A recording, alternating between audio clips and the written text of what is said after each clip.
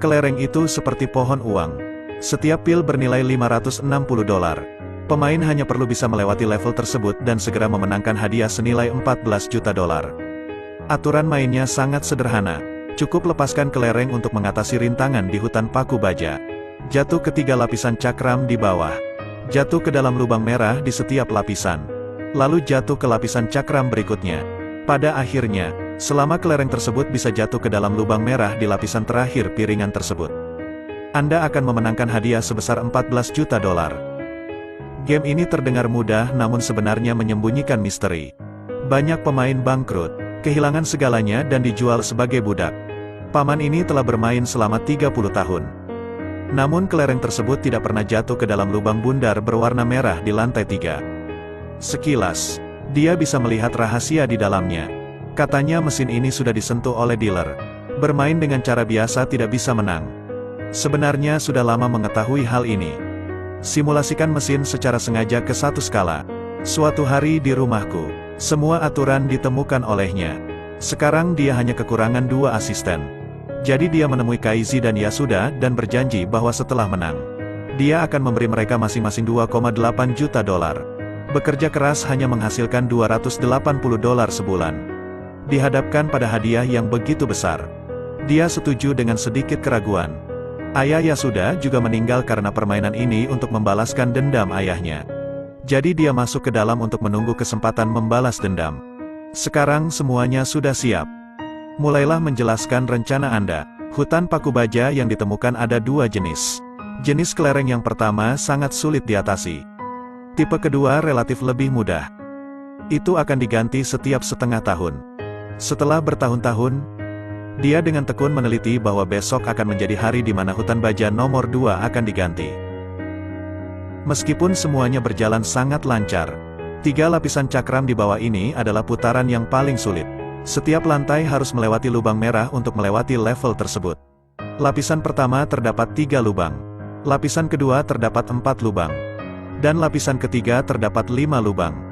Dihitung dengan cara ini, kemungkinan jatuh ke dalam lubang di bawahnya adalah 60%. Namun kenyataannya kemungkinannya jauh lebih rendah dari yang diharapkan. Jika dia bisa mengubah lintasan bola baja, peluang dia untuk menang akan meningkat secara signifikan. Ternyata dia ingin menggunakan magnet untuk mengubah lintasan kelereng tersebut. Namun jika Anda membawa magnet secara terang-terangan, pasti tidak akan berhasil. Maka Yokyo memutuskan untuk memasukkan magnet ke dalam kaleng bir. Kemudian memanfaatkan sifat pekerjaan Yasuda untuk memberikannya karena dia tidak memerlukan pemeriksaan seluruh tubuh. Manfaatkan kesempatan ini untuk memberinya sekaleng bir. Tuhan tidak tahu bahwa iblis tidak tahu. Pada saat ini, sebuah kelereng memasuki piringan ketiga dan dia dengan cepat mendekatkan kaleng tersebut untuk mencoba mengubah lintasan kelereng tersebut. Benar saja. Kelereng tersebut terguling ke dalam lubang merah namun pada akhirnya tetap tidak mendarat di sana. Dia bingung sejenak dan tinggal sedikit lagi untuk menang. Ambil semua uangmu dan tukarkan dengan 2.500 kelereng lagi. Dengan sangat cepat sejumlah besar kelereng berjatuhan. Setelah melewati banyak rintangan, akhirnya dia terjatuh ke lapisan ketiga. Dia segera meletakkan kaleng itu di dekat mesin. Saksikan kelereng mengubah lintasannya. Tepat ketika semua orang mengira kemenangan sudah dekat, kelereng itu tiba-tiba mengubah lintasannya dan langsung jatuh ke lubang lain. Marah, dia terjatuh dari kursinya dan panitia segera datang membantunya. Menemukan kaleng bir jatuh ke dalam nampan marmer. Jika mereka menemukan magnet di dalamnya, dia akan langsung ketahuan berbuat curang. Namun ketika kaleng bir itu dimuat, sang paman melihat kelereng itu tidak tersedot. Saat mereka terkejut, Ota memberitahu mereka, kelereng tersebut terbuat dari campuran emas dan tembaga sehingga tidak terpengaruh oleh gaya magnet. Pada saat ini, Yasuda mengungkapkan bahwa dia telah mengkhianati mereka dan menceritakan seluruh rencana mereka. Namun dengan sangat baik hati tidak hanya tidak menuntut mereka karena berbuat curang, tetapi juga meminta mereka untuk berpartisipasi dalam permainan berikutnya. Selama mereka menang, mereka tidak hanya tidak akan tertangkap, tetapi mereka juga akan mendapatkan hadiah $2 juta. Namun jika kalah, mereka akan dijual sebagai budak. Pergi ke meja kasir. Dia menukar 2.500 pil dan menekan tombol start. Kelereng dengan mudah menembus hutan baja. Segera jatuh ke piring di bawahnya. Tapi tiba-tiba dia berhenti. Mengatakan pada dirinya sendiri bahwa dia sudah mengetahui tipuannya. Mengatakan bahwa seminggu yang lalu mereka berpura-pura menjadi pembersih dan menyelinap ke dalam gedung. Gali lubang secara diam-diam di tingkat atas area permainan dan diam-diam ubah pelet ke ukuran yang lebih kecil. Ternyata hutan paku baja ini mempunyai 3 jenis ABC. Jarak antar paku model A paling lebar. Hampir semua pelet B lumayan. 2 sampel sisanya memiliki jarak yang lebih kecil. Sangat sedikit kelereng yang berhasil melewatinya. Ota bilang mereka pasti sudah mengganti kelerengnya. Kalau tidak, bagaimana mereka bisa dengan mudah melewati hutan baja?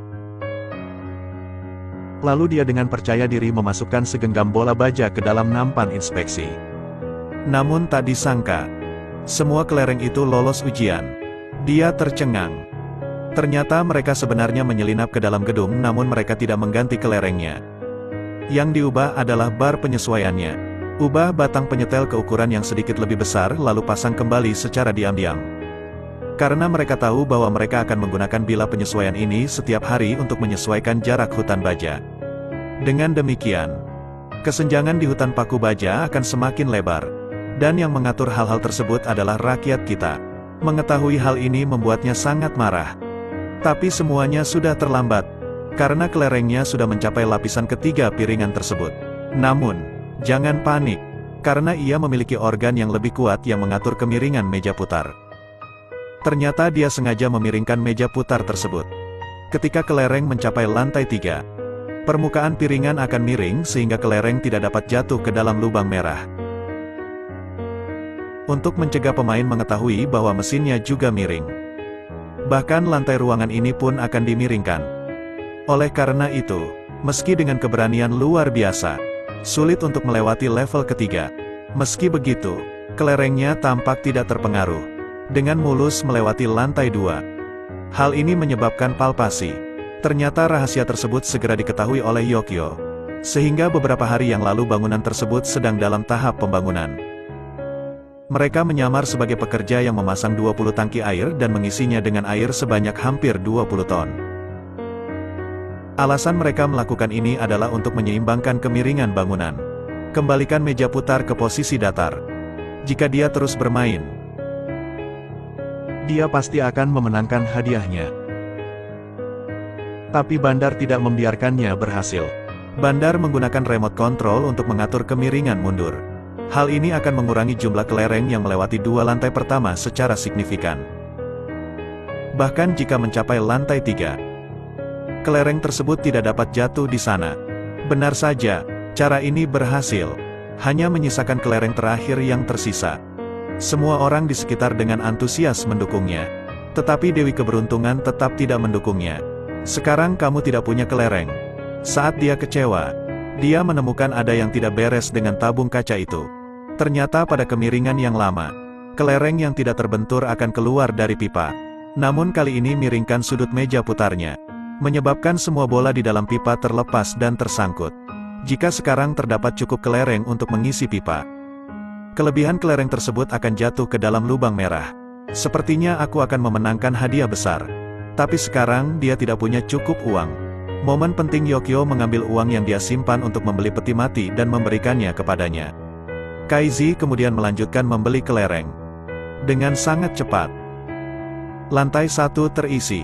Lalu lantai 2 juga terisi ketika kelereng pertama jatuh ke lantai 3. Suasana kini sangat mencekam. Saat dia sedang bersemangat, kelereng itu tiba-tiba memantul dan jatuh ke dalam lubang hitam di sebelahnya. Ternyata mereka masih mempunyai jurus pamungkasnya. Kelereng akan jatuh ke dalam lubang merah ketika muncul. Ini jelas merupakan permainan curang.